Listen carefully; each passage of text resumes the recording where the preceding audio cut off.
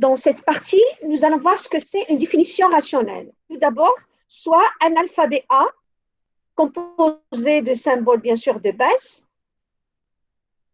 Une définition rationnelle peut être décrite comme une suite de n définitions de la forme suivante. DI engendre RI, où membre et qui n'appartient pas à l'alphabet union, l'union, la mise à l'étoile, le mot vide et les parenthèses ouvrantes et fermantes. Et chaque membre droit RI est une expression rationnelle qui appartient à l'alphabet augmenté, c'est-à-dire à union des définitions rationnelles qui ont été définies précédemment. Par exemple, nous avons vu que les identificateurs en Pascal sont définis de la forme suivante. Donc, on peut donner une autre définition qui les décrive comme suit. Prenons par exemple lettres. Les DI, ce sont des noms que vous pouvez nommer comme vous voulez. Donc, à titre d'exemple, on va prendre la première définition lettre qui correspond à D1, qui va prendre la valeur de A à Z, que ce soit majuscule ou minuscule. Puis, une autre définition, chiffre, qui prendra la valeur de 0 à 9. Donc, l'identificateur en Pascal que j'ai noté ici, ID, il va engendrer lettres ou bien la mise à l'étoile de lettres ou chiffres. Donc, c'est une autre définition rationnelle de l'identificateur en Pascal. Dans la troisième définition, le terme gauche-droit, plutôt le R3, il ne fait intervenir que les définitions rationnelles qui ont été déjà définies.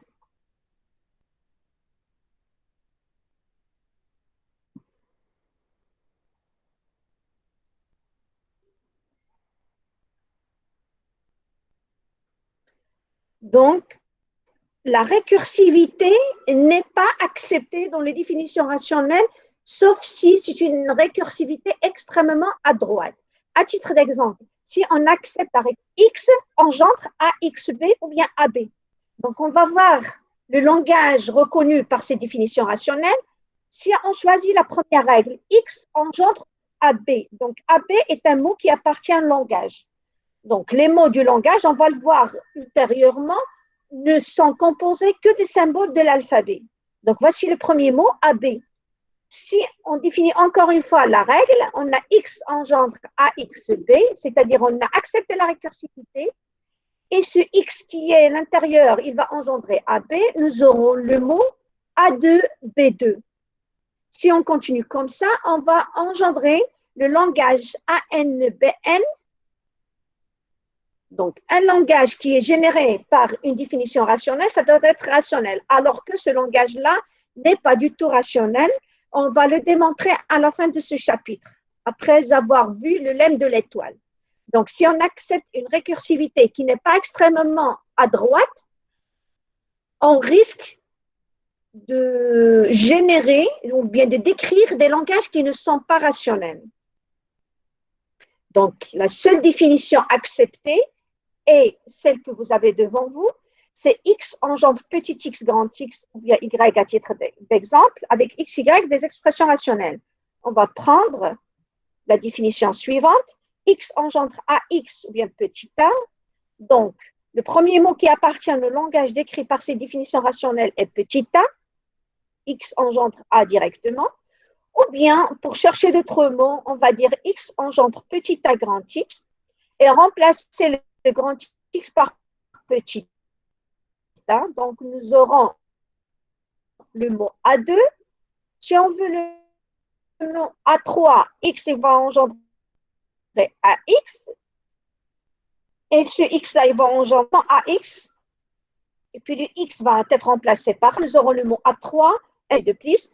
Donc, en fin de compte, donc je répète, la seule récursivité autorisée lors de la définition rationnelle est la récursivité droite. Donc, à ce moment-là, on obtient des définitions rationnelles, des expressions rationnelles, des langages, mais qui sont définis juste par des définitions rationnelles. À un moment donné, on aimerait bien composer juste des symboles de l'alphabet. Donc, à ce moment-là, c'est simple comme démarche, mais la résolution est complètement différente de ce que vous connaissez. Ce n'est pas une résolution mathématique, mais c'est une résolution à partir d'un lemme dit lemme d'Ardennes qu'on va voir par la suite. Donc, on fait compte, qu'est-ce qu'on fait quand on a donc un système de définition rationnelle, comment on le résout, ça devient un système d'équations, comment on le résout, la flèche mot vide, ou bien on le laisse, ou bien ça devient le 1. Ça dépend. Si l'alphabet avec lequel vous travaillez contient le symbole 1, il vaudrait mieux le laisser le mot vide parce qu'on sait très bien que le mot vide est un élément neutre, ça peut être simplifié par la suite. Et puis sinon, donc laissez-le le mot vide comme ça, tout court. Donc, on va voir un exemple par la suite. Donc, les systèmes d'équations rationnelles, on peut les définir comme étant les ensembles d'équations dont les coefficients sont des expressions rationnelles. Donc, voici un système, par exemple, de définition rationnelle. Donc, comment le résoudre? La première des choses à faire, c'est de faire les transformations que nous venons de dire, c'est-à-dire la flèche, ça devient égal, et le ou, ça devient le plus. Avec les a, i, b, i ici, ce sont des expressions rationnelles. Donc, comment résoudre ce système-là? Donc, voici une des solutions, d'accord? Mais les solutions ne sont pas uniques. Il se peut que chacun suit un chemin bien précis, mais s'il est sûr des étapes faites, c'est sûr que les expressions décrivent le même langage, c'est-à-dire sont équivalentes. Donc, soit un ensemble d'équations rationnelles de déterminer les xi est en forme standard si, quel que soit xi appartiennent à d, il y a une équation de la forme suivante. Xi est égal à AI0 plus AI1 x1 plus jusqu'à AIN xn. Avec les AIJ, ce sont des expressions rationnelles qui sont définies sur A. Et puis, l'alphabet avec l'ensemble des indéterminés sont disjoints. Il se peut que un des termes, revenons ici, par exemple, il se peut que AI1 soit égal au vide, c'est-à-dire que je n'ai pas le terme en X1. Il se peut également que AIN, à titre d'exemple, soit égal à 1, le mot vide. Donc, j'aurai les XN sans une expression auparavant.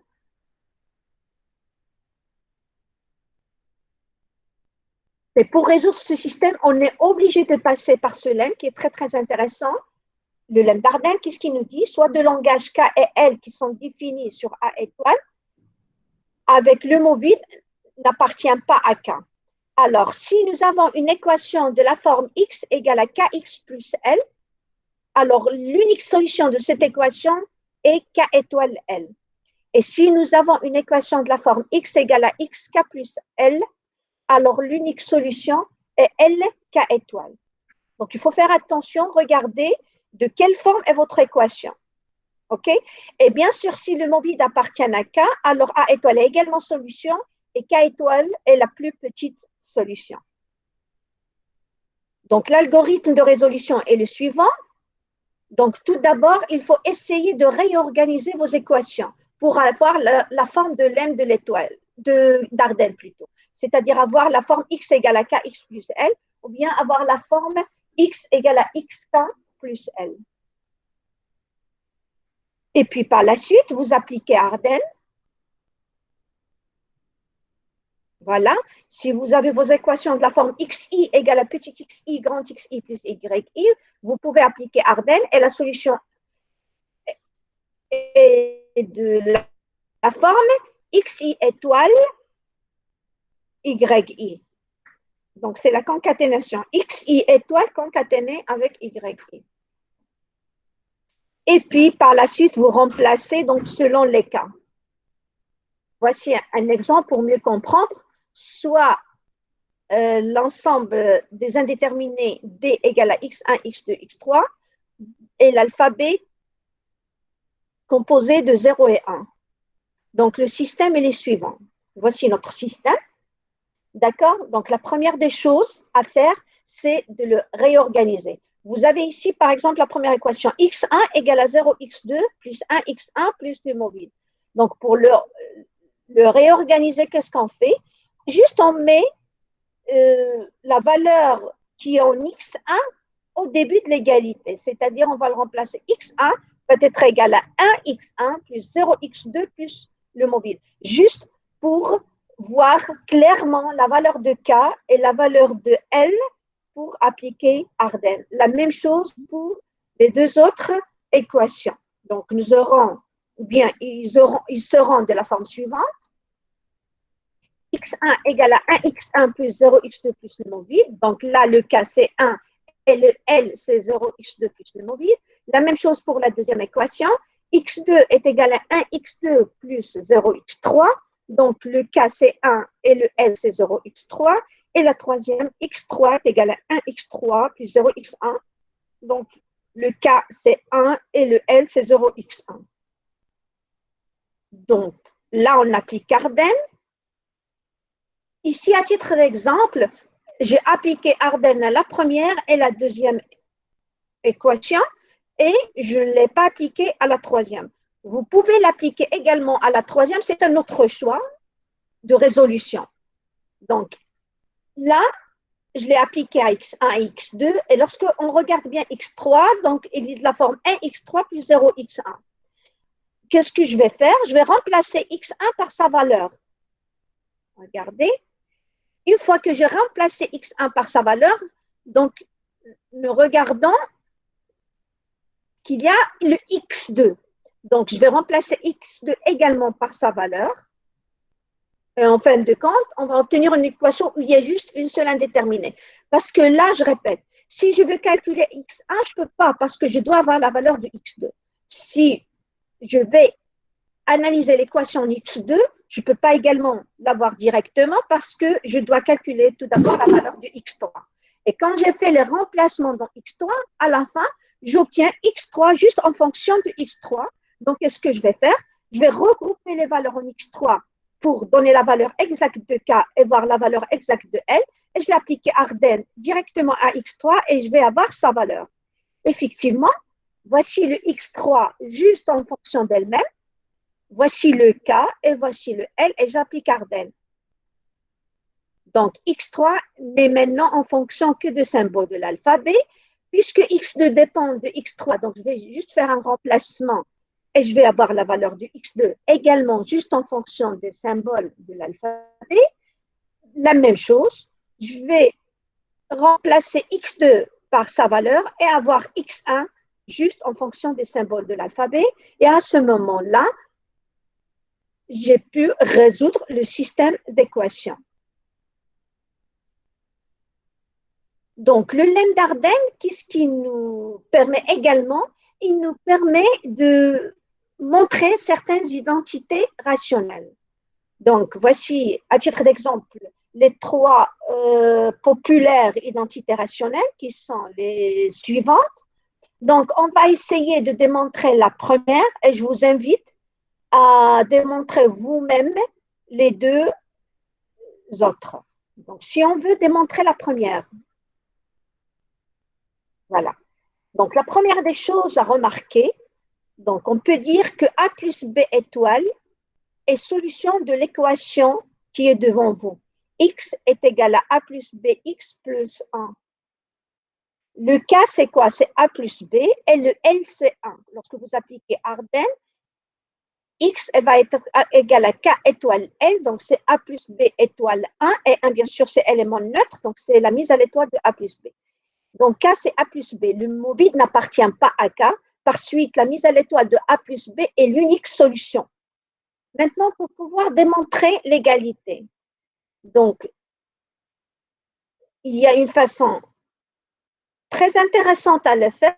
Si j'arrive à démontrer que le terme droit, c'est-à-dire la mise à l'étoile de A concaténée avec la mise à l'étoile de BA étoile, est également solution de cette équation, alors, puisqu'il y a unicité, nécessairement, il y a égalité des deux termes.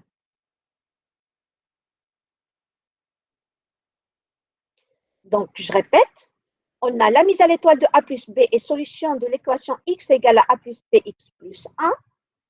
Donc, pour démontrer cette égalité, si j'arrive à démontrer que le terme A étoile, BA étoile étoile est aussi solution de cette équation, puisqu'il y a unicité de la solution, nécessairement les deux termes sont égaux. Donc, ce que nous allons faire.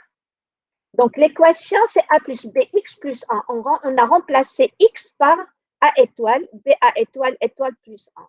Donc, on va détailler les calculs. A étoile, c'est A plus, donc c'est A plus BA étoile étoile plus BA étoile étoile plus 1, puisqu'il y a distributivité de l'union et la concaténation. Là, c'est le A plus BA étoile étoile et le terme BA étoile concaténé avec BA étoile étoile, ce n'est que BA étoile plus. OK? La mise à l'étoile de BA étoile.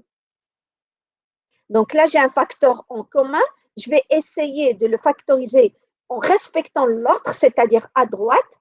On va mettre A plus 1 concaténé avec la mise à l'étoile de BA étoile. Et le A plus 1, ce n'est que A étoile. Donc là, on est arrivé à démontrer que A étoile, BA étoile est solution également de la même équation. Et puisqu'il y a unicité, alors les deux termes sont égaux.